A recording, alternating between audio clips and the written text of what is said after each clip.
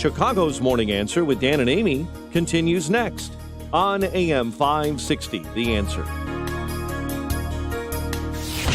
From the Matrix Home Solutions Studios, this is Chicago's Morning Answer on AM 560, The Answer. Listen to AM 560 The Answer online at 560theanswer.com, on the AM 560 mobile app, on your Alexa-powered smart speaker, and on TuneIn, iHeart, and on Odyssey. Mike Madigan runs the Democratic House floor for 30 plus years running. He's promising this and he's stealing that. Where can you get that kind of money? He's using your house like his own piggy bank. You ought to know by now. You can pay off your house here in Illinois, but you can never keep up with the taxes. Oh, how it's always been the plan to have a taxpayer pay, no doubt. Not a matter of if anymore, but when you're moving out. Dan and Amy, that theme music means it's time for a weekly conversation with Ted Dabrowski, president of Wirepoint, wirepoints.com, all things Illinois policy related. Let's start with Chicago crime stories. I got one. Okay, I got one too. Gary Coleman, what's he talking about, Willis? Was in court after he punched a 60-year-old woman in the face in the Loop, causing her to strike her head on the sidewalk and lose consciousness. Maybe he thought she was the gooch. He couldn't identify himself in a court appearance. The judge sentenced Coleman to 8 months conditional discharge for knocking the woman out. Then Gary Coleman walked on the streets of Chicago with the same chronic mental health challenges he walked into court with. The next evening, at the Cermak Green Line station, 66-year-old tourist and her daughter, who had just packed up her race pack for Sunday's Chicago Marathon. The younger woman saw Coleman walking toward her mother, and he was talking to himself angrily, she later told police. She turned away. When she turned back, she saw her mother in midair, falling to the train tracks below after Coleman punched her in the face. An ambulance took the 66-year-old woman to Northwestern Memorial with a broken right orbital bone, a dislocated wrist, a concussion, and cuts to her forehead. And it's a different Gary Coleman. The actor Gary Coleman died in 2010, but yeah, they have the same. Yeah, thanks for that Right. clarification. Right, yeah. What you talking about, Amy? Yeah, I got it. But it's disgusting. And the whole world was here because of the Chicago Marathon this weekend. This is the best line. Cook County Judge ordered Coleman held without bail on the new allegations. His public defender said Coleman lives with his daughter, has a 14-year-old child, was recently admitted to a university. What? Really? Okay, what university is that? I want to hear more about that. I assume he it's got not a into Big Ten school. got into the Bill Ayers Scholar at UIC to study criminology. If real people like two elderly women weren't being brutalized, this would be a joke. But it's no joke. Well, in Wicker Park, while everybody was here from around the world to run the marathon, there was a mass shooting, because that's the new thing now, to just start, rolling shootings. This happened at the 1500 block of North Milwaukee. And crowded streets of partygoers. And that's your round one, then your round two. They didn't stop. Did not stop. And a 32-year-old man shot dead, 4 others injured. And, pub owners, this pub owner from Kevin O'Donnell from Pint Irish Pub, it used to be a nice neighborhood, right? It's normally a great nightlife for everybody, but it's really turned into a mess. There's kids, there's families that live right here. This is just, it's horrific. Hearing that, it sounded like a war zone. Yeah. Wicker Park, Lakeview, Westtown, Austin. It's all one now.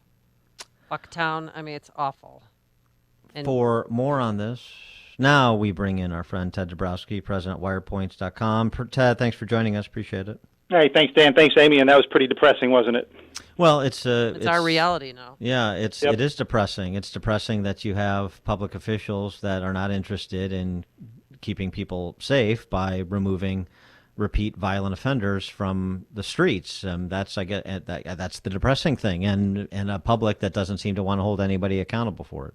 Well, that's precisely right, and I want to point out the readers to I think a really good piece today. What came out yesterday in the Chicago Tribune, that it's rare to see any kind of reporting or data that kind of hits at what's really going on. And Jens Ludwig from University of Chicago came out with a piece, and he basically takes on that narrative. Oh, it's bad everywhere. All major cities are seeing crime. And it's true that all major cities are seeing crime increases or homicide increases.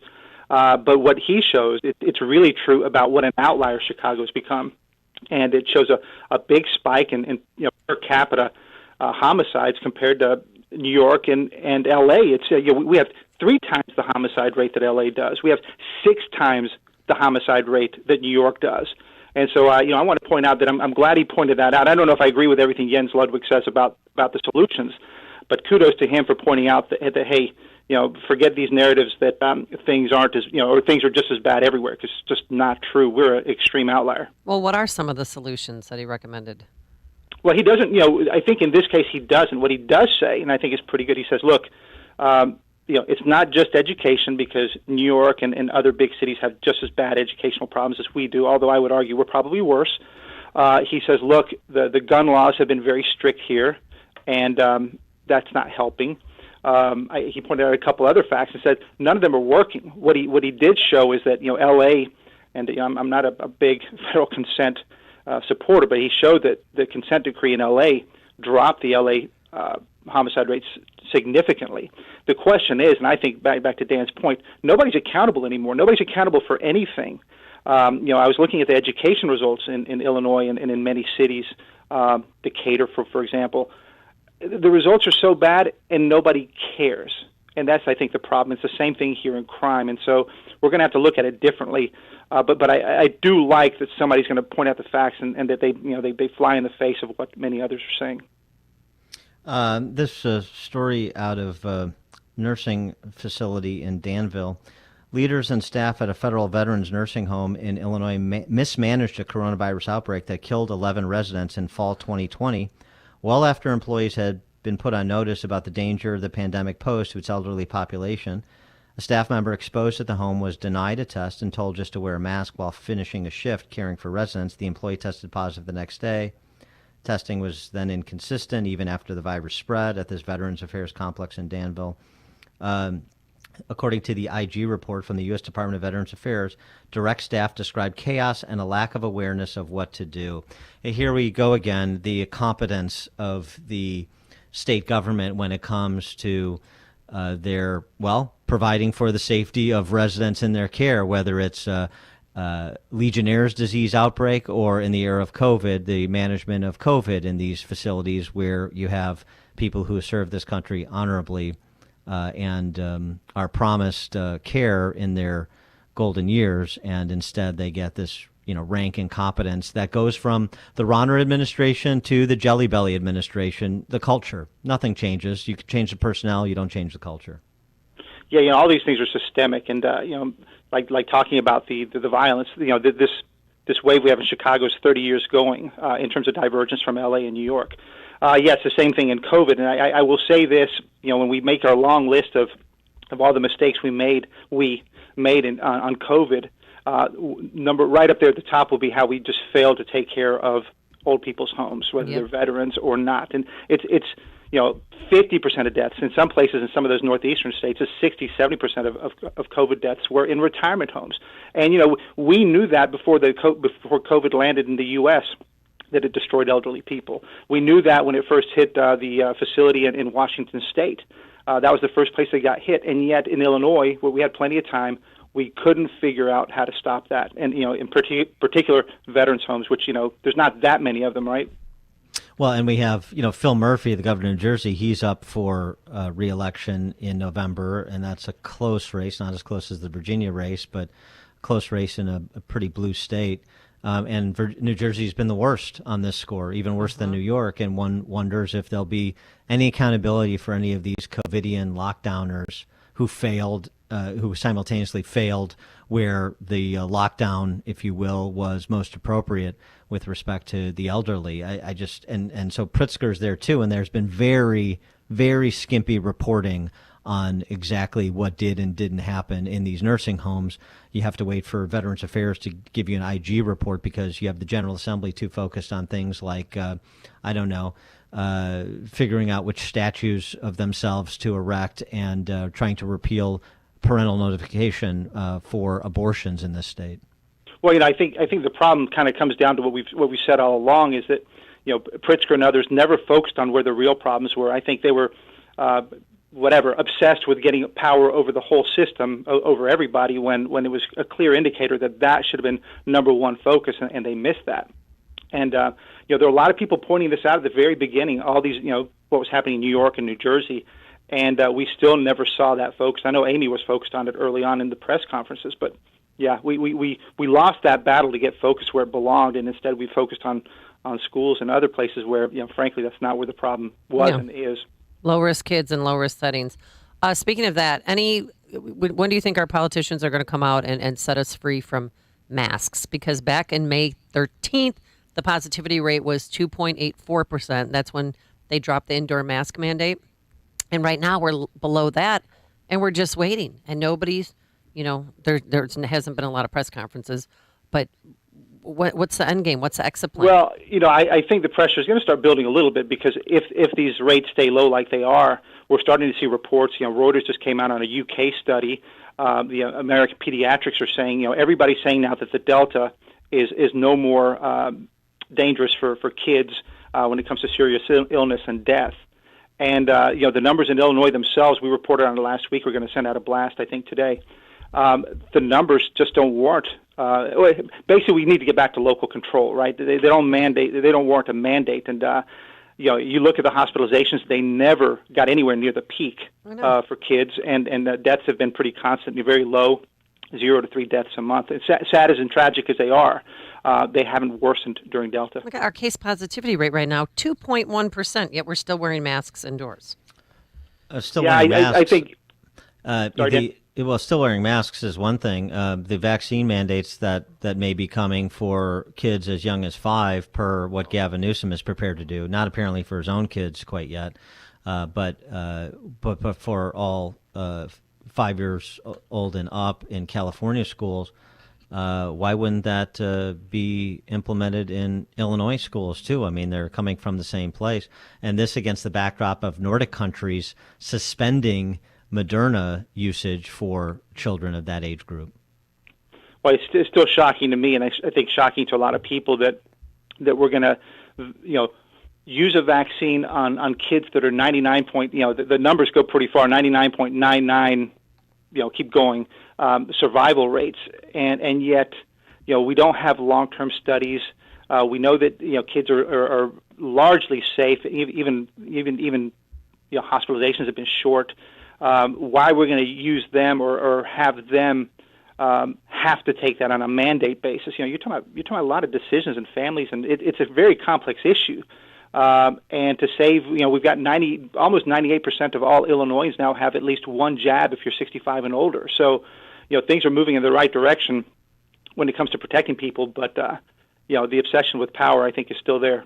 Right, and you don't need studies when you have New York Times chief COVID reporters just pumping out misinformation. Apoorva Mandavilli reporting, and this had to be corrected, but of course, who reads the correction? 900,000 U.S. kids hospitalized since the beginning of the pandemic. The actual number?